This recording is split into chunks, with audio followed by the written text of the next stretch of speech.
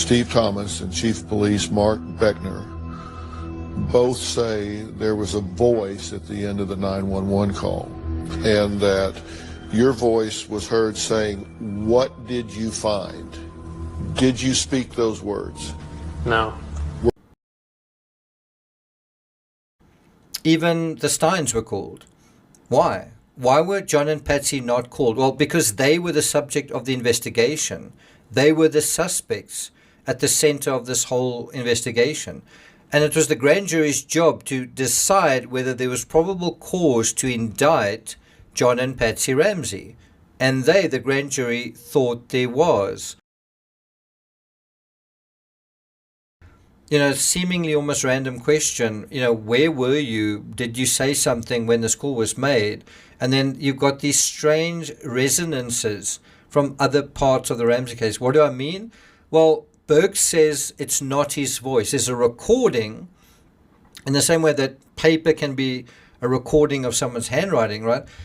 There's a recording, but Burke's saying, no, it's not his voice. It's like Patsy saying it's not her handwriting. And the Ramsey lawyer saying there were no footprints in the snow because there was no snow. But there was snow and there was frost.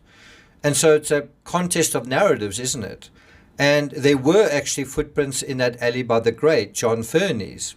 Now, what is interesting is here we are asked to examine one simple thing, one simple question. Did Burke say something during the 911 call? Yes or no? Was he there or wasn't he? And you could wave all that away and say, who cares? This isn't really evidence.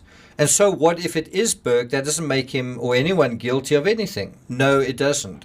Same with the author of the ransom note. Even if Patsy wrote it, doesn't mean she harmed JonBenet. And that's something I happen to believe. But this other way of finding things out seems to cast doubt on the narrative that is out there. And why is there so much doubt on the narrative that is out there?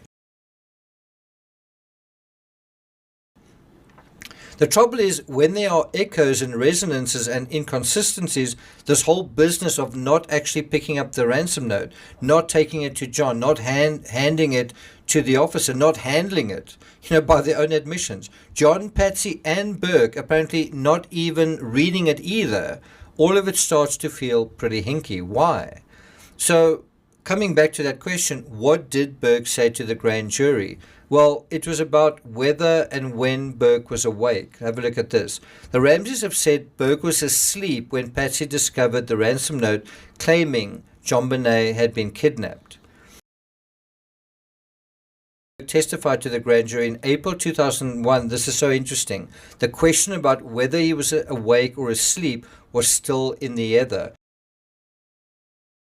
The 30th anniversary, it's important to think of this monumental case as an emblem, as a symbol. And I actually just watched the movie The Odyssey, which to me is about civilization and how there's this threat to civilization from within, from the mob, from ordinary people, just from ordinary human nature. And I think it's a story humanity really needs to hear right now.